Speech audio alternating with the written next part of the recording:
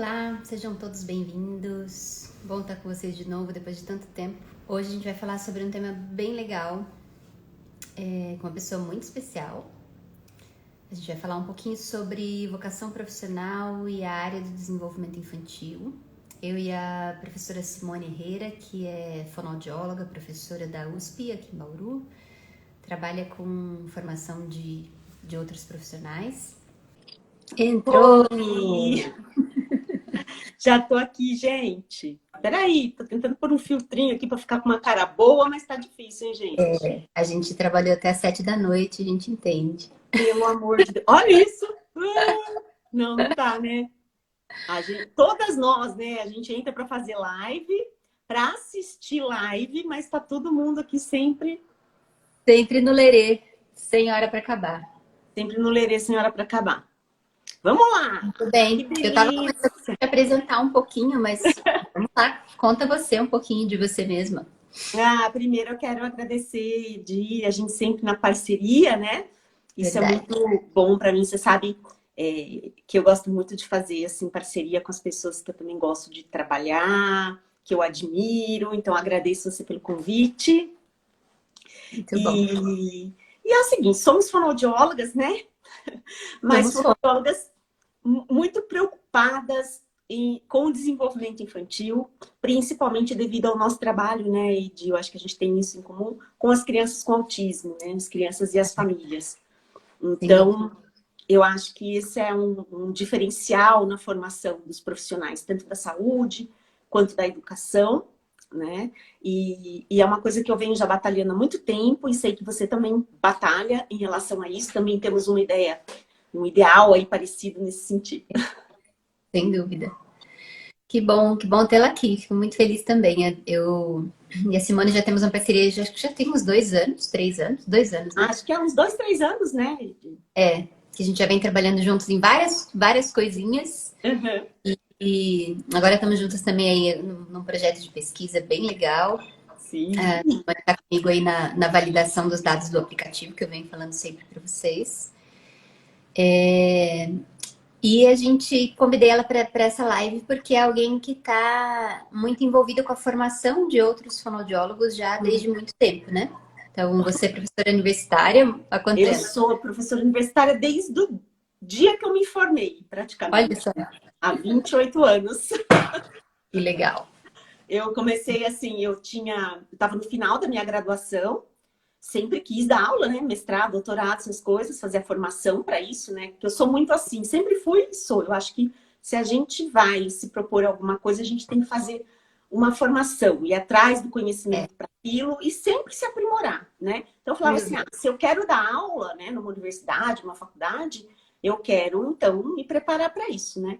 Então Perfeito. assim que eu terminei a graduação, eu já tinha prestado mestrado, tinha sido aprovado e já tive um convite para começar a dar aula. Na época, lá na Unip, em São José do Rio Preto. Foi por Olha isso só, que eu fui morar lá, na época. Eu me formei aqui em Bauru, na USP, onde hoje eu sou docente, onde você se formou também, né, Edi? também, aham. E, e aí já fui dar aula, me mudei com mala e cuia e fui lá para São José do Rio Preto para começar minha vida acadêmica. E foi aí que eu já atendia casos com autismo na graduação. Meu mestrado já era disso, meu projeto. Mas quando eu fui lá para São José do Rio Preto, Deus vai colocando a gente no caminho as coisas no caminho, né?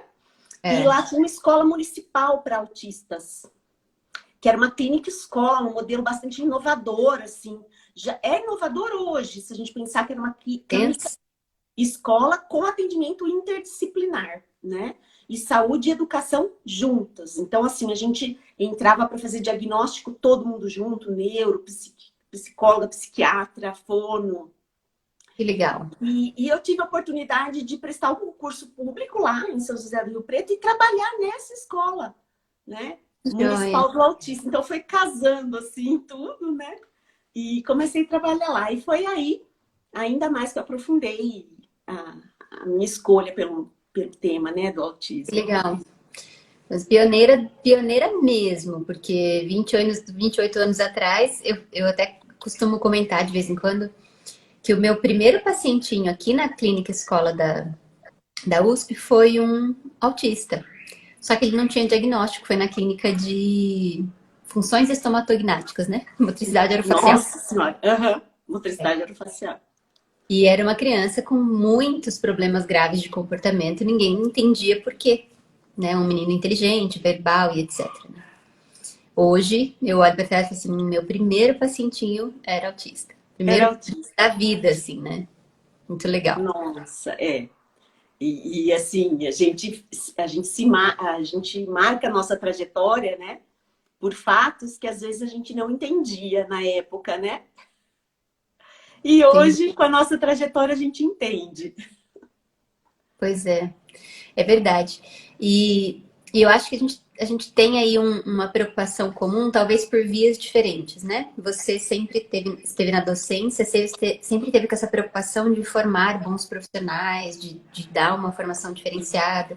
Porque a gente sabe que a graduação é difícil a gente conseguir dar tudo que o profissional É, precisa, né? né? Sai da Não dá. graduação É. cru, com a base da base, e aí depois é que a gente vai correr atrás para aprender de fato o que a gente precisa fazer. Exatamente. Por isso a importância, né, de formações continuadas aí, mesmo depois que a gente se forma com muita qualidade, né? Ainda mais hoje que a gente tem a facilidade do online, né? Sem dúvida. E também a facilidade, mas por outro lado a dificuldade. Eu até estava agora mesmo escrevendo um e-mail que eu vou mandar para algumas alunas minhas, e eu estava pensando assim, é tanta informação também que a gente recebe pelas redes sociais, pela internet, principalmente no autismo, e às vezes a pessoa tá falando lá com aquela certeza, né? E você sabe que tá errado, que a pessoa não tem uma formação ainda, né, muito específica, mas como a internet também é terra de ninguém, né? Então as pessoas, elas também, eu tenho hoje em dia, já sempre tive, mas acho que ainda mais a preocupação de dar uma forma de análise crítica, né? Para as pessoas terem uma análise crítica dessas pessoas que estão aí vendendo produtos, vendendo cursos, vendendo materiais, vendendo intervenções, né? Na área Sem, clínica. sem E dúvida. uma coisa que assim, eu sempre tive na área da docência, mas eu sempre tive atuação clínica conjunta, de uma forma ou de outra, né? Então, eu tive clínica há muitos anos, depois vim aqui para Bauru como docente da USP, aí dedicação exclusiva, mas sempre a minha atuação clínica com os alunos, muito assim, corpo a corpo, e as pesquisas sempre na área de intervenção, né? Legal. Então, hoje em dia já atuo novamente, mas aí, como você sabe, né? Você também atua assim, com supervisão de equipes e de Sim. profissionais, né?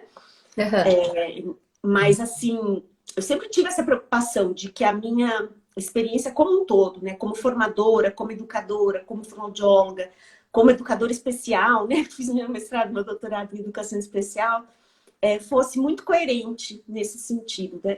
Da busca da evidência científica para a prática clínica. Essa é uma grande preocupação, algo que me fez também encarar aqui o Instagram. Porque eu recebia, a minha preocupação com os profissionais, ela acabou vindo, primeiro da minha experiência, né? Quando eu saí da faculdade, eu saí sem rumo, eu costumo até dizer isso, né? A gente acaba indo.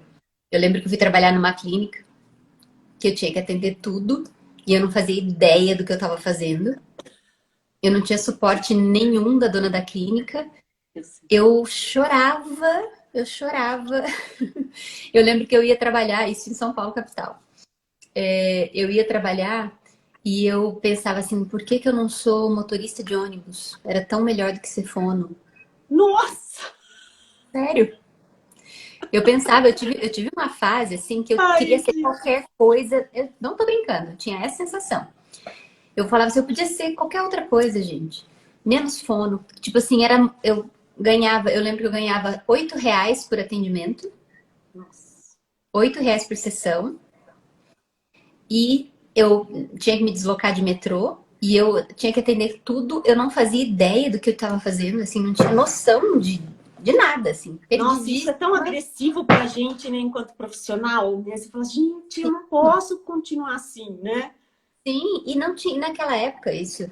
A gente não tinha esse recurso. Tipo, hoje é muito fácil eu, tipo, procurar algumas referências de profissionais. Eu tenho esse acesso a muita informação mais fácil na internet. Tem 1 milhão de cursos aí que eu, tipo, tô em dúvida sobre alguma coisa. Eu vou procurar um curso sobre isso para fazer na internet para poder atender um paciente. Não tinha nada disso, né? Eu Então, sei, porque eu também busquei supervisão na época que eu me formei e fui para a escola do autismo, porque meu universo virou autismo, né?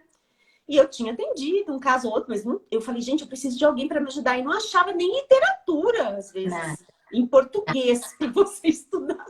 É, era isso. Então, tipo assim, eu me sentia completamente perdida, sozinha, sem suporte, e parecia que nada daquilo valia a pena, porque era um sacrifício gigante para ganhar quase Pouco, nada. né?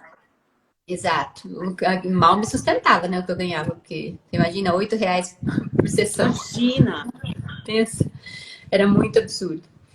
E aí, enfim, eu ficava muito em crise, assim, tipo, eu realmente sonhava com salário de motorista de ônibus. Ainda bem que passou. Quanto tempo durou isso? Durou pouco, né? Porque ninguém sobrevive a uma situação dessa. Eu lembro que eu fiquei, sei lá, uns 3, 4 meses nessa clínica.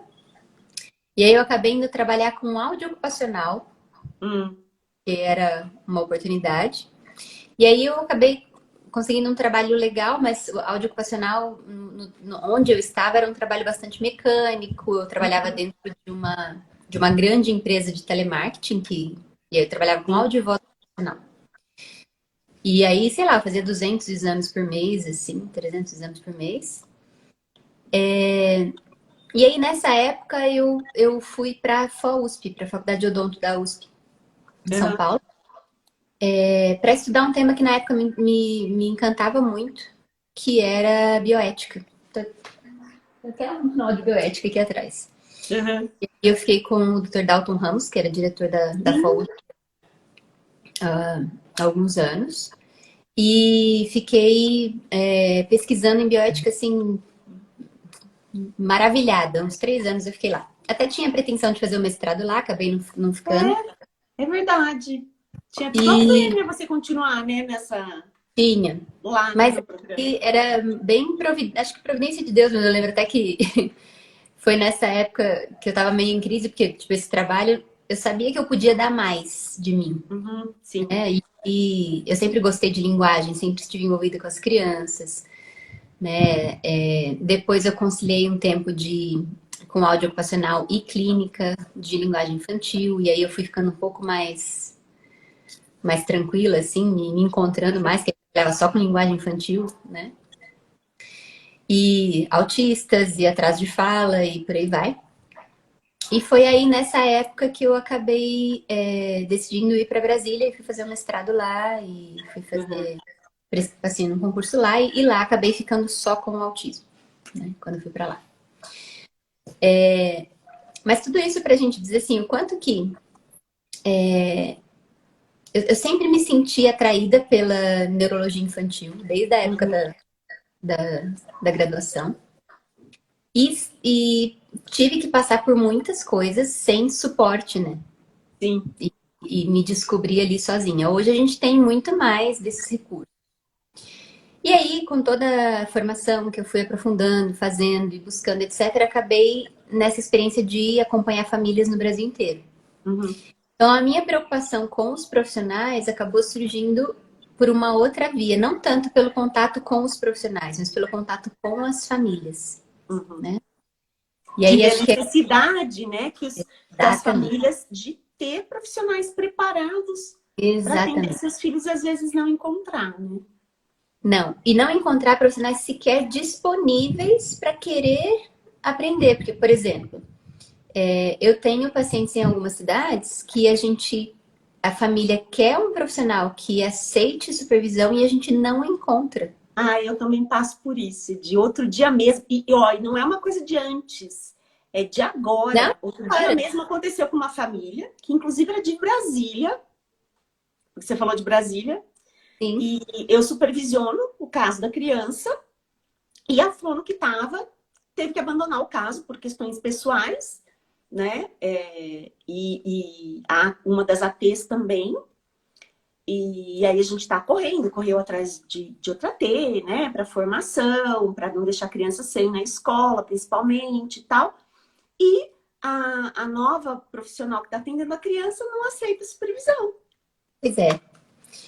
É bem isso. Tipo, Muito difícil isso. Eu aceito supervisão, gente. eu faço supervisão até hoje, né? Tipo, Gente, é uma delícia fazer supervisão, porque a supervisão não é uma posição de alguém ensinando alguém. É uma nova perspectiva. É claro que a gente aprende também, mas a gente compartilha também. E a gente está fazendo isso para trabalhar em equipe, que é o que faz a diferença na intervenção com criança. Não é só com criança com autismo, com criança, né? Infância. Você está falando de desenvolvimento em várias áreas, tá? Então, assim, não é? A gente tem que pensar no desenvolvimento, alavancar o desenvolvimento da criança em várias áreas. Então, não adianta falar assim, ai, eu só vou saber linguagem. Me fala, isso eu já sei fazer, então eu não preciso de ninguém mais para ficar Não, mas tipo, quem que sabe tudo, né? Poxa vida, né? Exatamente, ninguém. A partir do momento que você falar que sabe tudo, é porque você está deixando de fazer as perguntas certas, né? Exatamente. É sinal de que você de fato não sabe. Não sabe, exatamente. E foi essa angústia, assim, porque eu comecei a acompanhar crianças no Brasil todo e ver uma,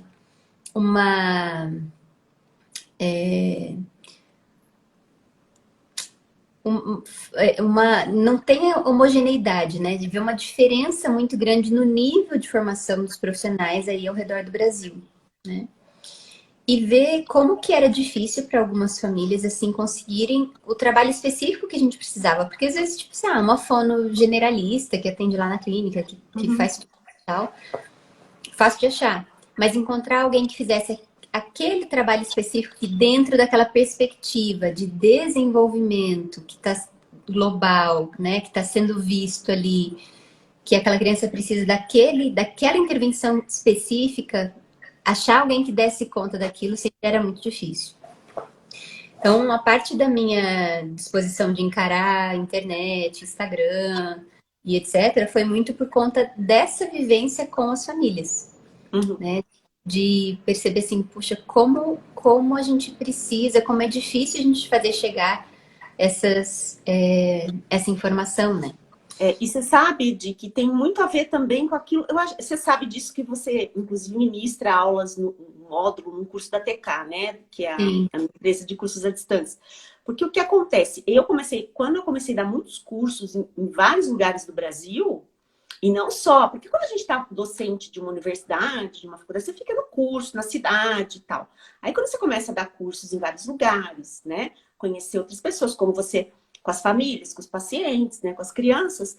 E aí eu comecei a dar cursos em vários lugares, né? Não só para fonoaudiólogos, mas para outros profissionais também. E é isso que você falou. Às vezes, eu citei aqui o caso da colega que não aceita a supervisão, mas também tem muita gente que quer fazer cursos, que quer supervisão, que quer um conhecimento diferenciado, mas que não pode largar, de repente, a sua clínica uma semana para fazer um curso. Por isso que veio a minha ideia de fazer a TK, né, a empresa, para cursos de formação à distância, mas que tivessem muita qualidade, né, com profissionais como você, como outros colegas que eu convido para agregarem aqui nos cursos da TK, com muita formação prática, mas que tem toda uma evidência científica na sua formação, na sua base, e que passa isso com facilidade também, porque não é fácil, né? Às vezes você vê tudo isso e... Para quê? Para que o colega que está lá longe, que não pode se deslocar, não pode ficar uma semana sem atender, é muito caro, né? Se deslocar, às vezes, grandes distâncias para fazer formação. Então, também com o objetivo do quê? No frigir dos ovos, a gente quer auxiliar, né, nossos colegas para que propiciem um atendimento cada vez melhor, né, para as famílias e para as crianças com TEA, né? Sem dúvida. E aí, esse é um ponto interessante, assim, que a gente tem... o autismo, isso é um ponto difícil até da gente lidar, porque o autismo acabou virando um mercado, e eu detesto essa palavra para o autismo. Mas virou mesmo. Mas virou um mercado, né? Um mercado bastante rentável, infelizmente. E a gente tem muitos profissionais ganhando dinheiro com as demandas, com as necessidades das crianças e sem corresponder ao que elas de fato precisam. Sem corresponder, exatamente. Acho que isso é o que mais angustia. Eu lembro que quando eu estava no Canadá, estudando um tempo lá, a gente atendeu uma família daqui do Brasil que foi para lá Foi o pai e a mãe. Eles levaram a criança, o menino.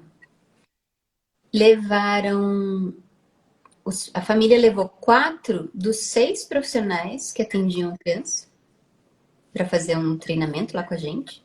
Ah, Ou seja, vocês fazem ideia de quanto custou isso, né?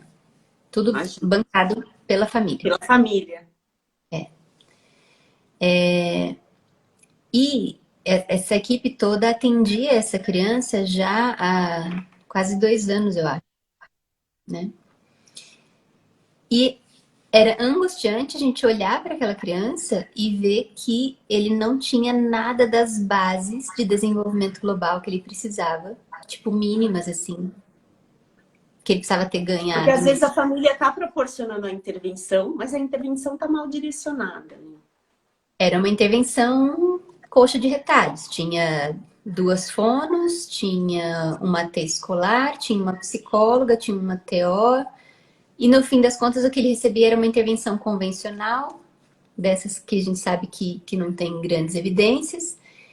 E a base mesmo de desenvolvimento global, toda as bases ali de pré-requisitos de desenvolvimento que ele tinha que ganhar para conseguir vir a desenvolver fala, comunicação funcional, regulação de comportamento e etc, etc. Não tinha nada. E aí essa família confidenciou que na época eles gastavam do bolso deles 16 mil reais por mês Imagina. com o tratamento daquela criança. E Para essa bancar. realidade é a realidade de grande parte das famílias por aí, né? Mesmo que Imensa. os convênios banquem, etc, etc, não é só o custo também financeiro da coisa, é o tempo de desenvolvimento que a criança está perdendo, né? E acho que isso era o mais angustiante, porque a gente pensa assim, poxa, essa criança já tinha tido 2 anos de intervenção. A intervenção nem era mais tão precoce, né? E uma família que achava que estava dando o que havia de melhor para aquela criança, né? Sim. Então, essa também foi uma das minhas motivações de vir para o Instagram, para, tipo assim, de criar curso, de desenvolvimento, para dar uma base, tipo assim, ó, vocês precisam saber pelo menos o que vocês têm que esperar. Vocês têm que saber o Sem que vocês... contar a contribuição do aplicativo, né? Que você está desenvolvendo, que vai ser uma coisa que vai abranger uma quantidade. De novo. Uma Vai quantidade ter, enorme de pessoas. Eu estou vai apaixonada por esse projeto, porque eu acho assim, que vai sim, fazer muita diferença com para os certeza. profissionais, para as famílias. Vai ser Sem muito dúvida. bom. E eu quis trazer essa história porque, assim, eu tenho até publicado algumas coisas a respeito. A gente tem, hoje, é fácil ganhar dinheiro com o autismo. Infelizmente, né? Porque a gente tem uma demanda gigantesca. A gente tem os últimos dados estatísticos lá do CDC americano é de um autista para cada 30 neurotípicos, É. né? Sem contar as crianças de risco, né? Sem Estão contar. chegando cada vez mais cedo, tivemos período de pandemia, estão Exato, chegando para os consultórios. Está sendo exato. muita realidade, não sei se você pega isso, mas de muitas fonos de outras áreas, né? Que estão vindo para atender autismo, linguagem, fala, porque estão sendo muito procuradas. Exatamente. Agora, tem as pessoas que falam assim, não, estou sendo muito procurada, não é minha área, mas eu vou estudar isso com afinco, né? Perfeito. E vai E atrás. isso eu tenho batido muito nessa tecla, porque, tipo assim, olha, tá fácil ganhar dinheiro com autismo por aí. Mas você consegue colocar a cabeça no travesseiro e dormir tranquilo, porque você deu o que a criança precisa. E Exatamente. acho que esse era o ponto principal até que eu queria aqui trazer para essa live, assim, a responsabilidade que a gente tem enquanto profissionais que atuam com desenvolvimento infantil, porque a gente tem, eu falo isso muitas vezes, eu falo isso muito para as minhas fonos, eu falava isso quando era preceptora de estágio lá na UNB, eu falo assim, olha, a gente tem nas mãos, a gente que trabalha com criança pequenininha, a gente tem nas mãos talvez a única chance dessa criança se tornar um adulto independente. Verdade. E quando as pessoas se derem conta de que errar no processo de intervenção precoce, errar às vezes num diagnóstico precoce, etc., pode significar essa criança se tornar um adulto que vai precisar de apoio o resto da vida? E entenderem que isso se equivale quase que a um erro médico. É um erro, né? É um erro Tem médico. um impacto enorme na vida da pessoa, da Gigantesco. família, né? De todo mundo. A gente tem um estudo, tá até lá na minha revisão de literatura que você viu hoje, que sugere que a intervenção precoce, intensiva e comportamental pode significar quase US$ 1 bilhão de economia ao longo de toda a vida do indivíduo. Nossa. Ou seja, o contrário é verdade. Uma intervenção errada, uma intervenção tardia, a falta de um diagnóstico precoce pode significar um prejuízo de US$ 1 bilhão ao longo. E não, cofres públicos, né? Serviços de saúde, serviços de Tudo educação, significa tudo. o que esse indivíduo não vai produzir por não ter capacidade na vida adulta, significa o adulto que vai ter que ficar disponível como cuidador para ele, significa as terapias que ele vai ter que fazer ao longo da vida e que se ele fizesse as terapias precoces intensivas, ele poderia não necessitar dessas terapias. Isso mesmo. Significa os gastos de previdência social para essa pessoa, significa o custo social. Então, nesse cálculo entra Tudo isso. Né? Então, eu tenho uma angústia muito grande e acho que essa é a principal motivação hoje de estar falando especialmente para profissionais, e por isso, assim, de pensar muito em práticas baseadas em evidência, para a gente ter a certeza de que a gente não está gastando o tempo da criança e o tempo da família com algo que tem menos chance de dar certo. Garantia de que vai funcionar, nós não temos nenhuma. De nada, estamos falando de saúde, estamos falando de ser humano. E o risco, pensa assim, vamos pensar, fatores de proteção, fatores de risco. Garantia a gente não tem, mas você está aumentando o fator de proteção, diminuindo o fator de risco. Sem dúvida. E no impacto, né? Do que se aquela pessoa não estivesse fazendo ou estivesse fazendo uma intervenção que não está baseada no que a gente tem no momento de evidência científica. De melhor, exato. De melhor. E eu sempre falo isso no momento, porque pode ser... Porque, Edi, quando eu comecei, né, eu falo 28 anos atrás, diagnóstico precoce era com 5 anos de idade. Hoje é tardio. Hoje é tardio. Então, ao quanto a ciência não evoluiu, né, em 28 anos. Mas aqui, a velocidade agora de evolução é maior, né? Os diagnósticos estão ficando cada vez mais claros, mais precoces. Então, a nossa responsabilidade de perguntar, e se eu tivesse feito? E se eu tivesse estudado? E se eu, né? Então, acho que é aquilo que você falou. A gente tem que fazer isso para dormir tranquila, porque a gente, enquanto profissional da saúde, principalmente, a gente fez um juramento. Sim, então, não é que equivale a um erro médico, é um erro médico, porque é um erro na área da saúde com impacto em N áreas, né? Sim. Você está aumentando a vulnerabilidade daquela pessoa. Eu gosto muito de uma linha de pensamento de São José Maria Escrivá, que é o fundador do Opus Dei. Ele insistiu muito nisso, né? Assim, o profissional, ele precisa investir muito, ele precisa, para responder a esse chamado profissional, ele é obrigado a estudar. Ele tem que ser bom, ele tem que ser muito bom. E a gente que trabalha com crianças com transtornos do desenvolvimento, se a gente perder de vista em algum momento essa necessidade, essa capacidade de atualização, de se munir das melhores informações, de estar envolto com o que a gente tem de técnica, de recurso terapêutico, de solução de problema, se a gente perder isso de vista, a gente tem uma responsabilidade gigantesca. Gigantesca. Enorme. Olha, outro dia, Edi, eu estava num dos casos que eu supervisiono, uma das clínicas, né, que eu atuo como supervisora, vem um caso que eu falo assim, até hoje, tem dia que eu sinto e choro de ver. Uma criança de 13 anos, com uma seletividade alimentar gigantesca, obesa, grau mórbido, autista. Ela comia só salgadinho tipo fandangos e Coca-Cola. Ai, Deus. E ela faz intervenção desde os 4. Pensa. Foi o que eu falei. Nesse dia, e a equipe recebendo naquele momento.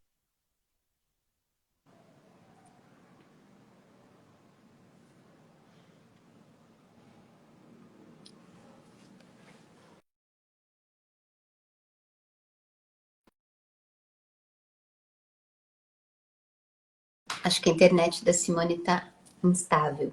Vamos ver se ela consegue voltar. Isso é muito, muito grave, muito sério. Enquanto ela não volta, eu atendi recentemente um rapaz aqui. Fiz um atendimento online com a mãe dele. Um rapaz de 13 anos que veio para mim com uma queixa de apraxia de fala e transtorno de processamento auditivo. E aí eu fui fazendo a entrevista com essa mãe, e aí um rapaz que teve a vida inteira problemas graves de comportamento, que sempre nunca deu conta da escola, e por aí vai. E aí essa mãe muito... Oi, voltou, Simone. Pede para entrar de novo.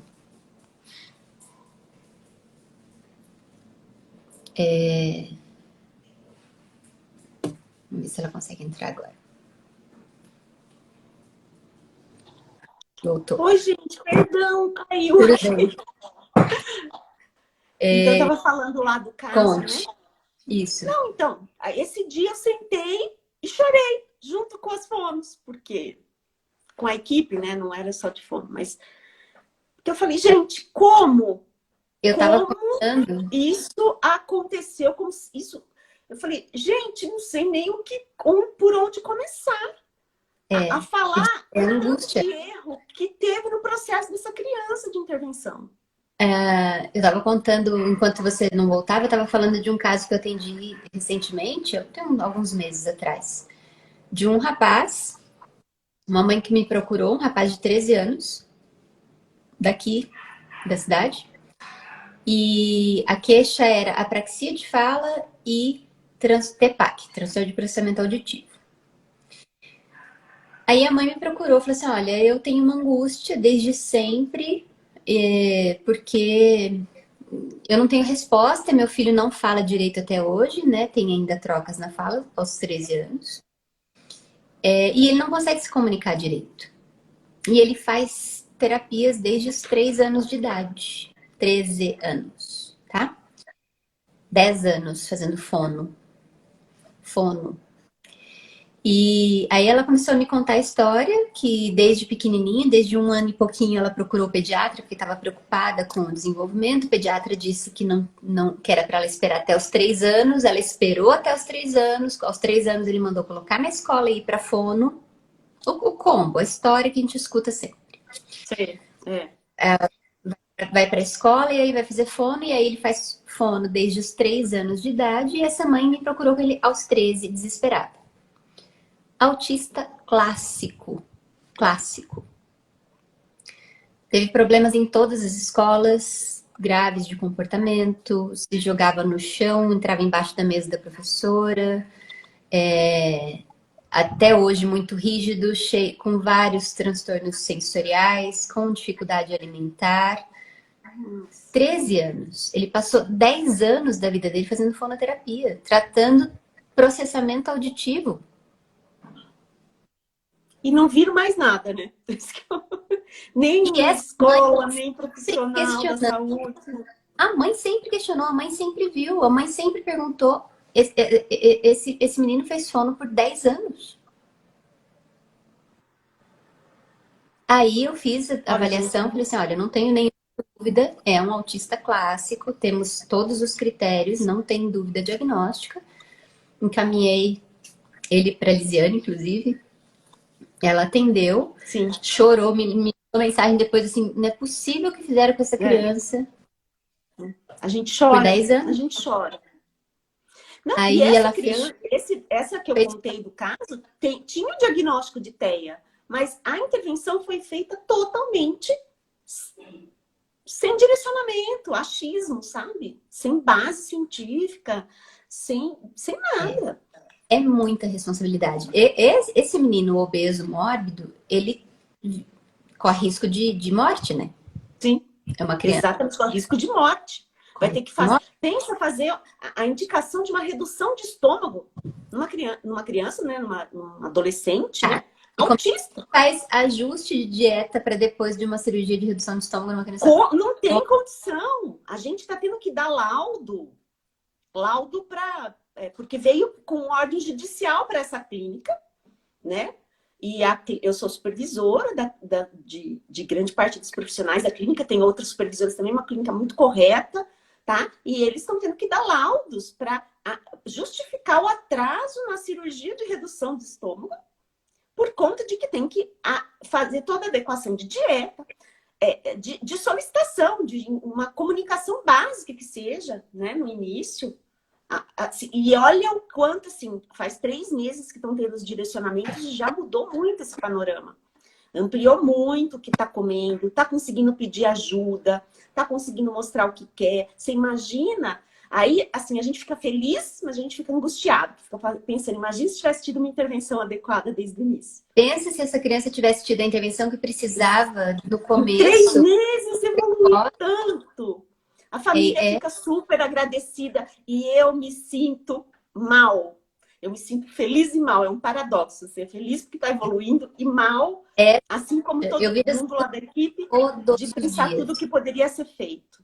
E a gente fez, né? Como é por ordem judicial, a gente inclusive fez, argumentando né, todos os ganhos que essa criança poderia ter tido ao longo do tempo para ver se eles tomam uma atitude contra os profissionais anteriores que estavam atendendo erroneamente essa criança.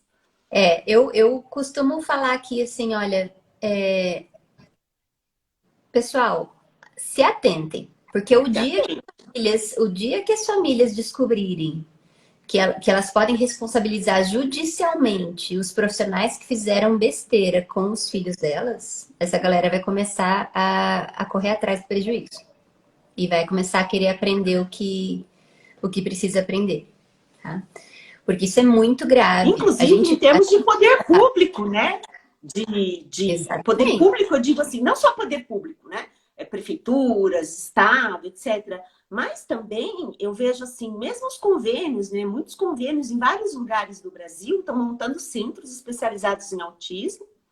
Muitos fazendo isso seriamente, procurando supervisão, estruturando, procurando serviços que funcionam realmente, estruturando serviços, mas muitos também montando assim para baratear, para não ter que arcar com ordem judicial. Eu vivi essa realidade. Assim, eu fui gestora de um serviço público em que a gente era pressionado a ter uma rotatividade. E falou assim, gente, nós estamos lidando com crianças autistas, tá? Eles estão vindo aqui para ter Não é 6 meses de terapia e tchau, né? 6 meses de terapia, 30 minutos por semana. Tem esse detalhe. Não é. Nossa, nem me fala isso que eu arrepio. E é verdade, a gente sabe que tem esse tipo É isso.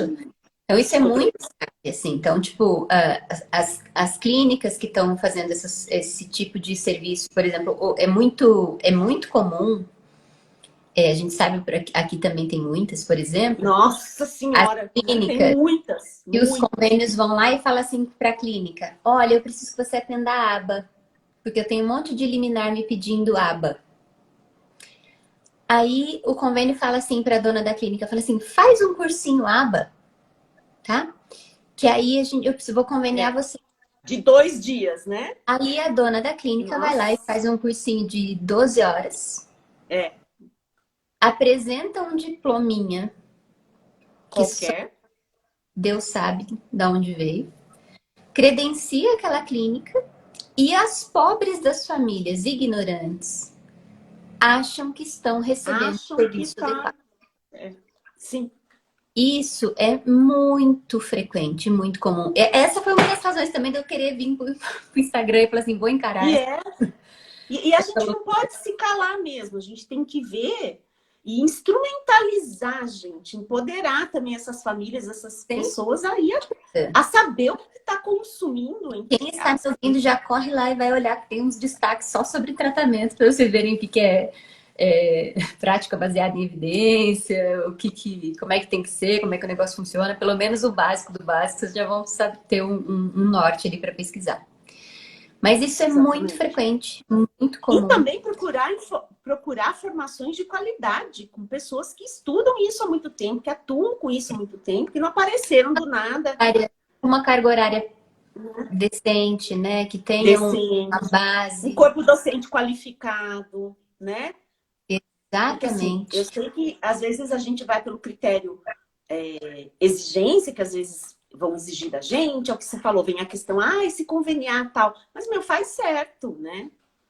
Não E fica aí entra pensando só a curto valor, né? prazo. Entra a questão, entra entender que a sua profissão é uma vocação, né? Que você vai ter que prestar contas disso para os pais, você vai ter que prestar contas disso para essa criança, para esse adulto que você está construindo, que essa criança que está na sua frente, ele vai ser um adulto e que você tenha toda a vida dessa criança nas suas mãos, né?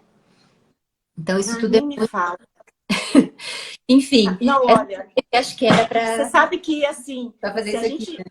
né? É uma coisa tão infinita e, às vezes, por mais que a gente faça, a gente sempre fica com a sensação que a gente não está fazendo o suficiente, né? Então, assim, se a gente que tem essa seriedade, né? Que sabe, né, para onde está indo, a gente tem essa coisa insaciável de eu posso fazer mais, eu posso fazer melhor, né?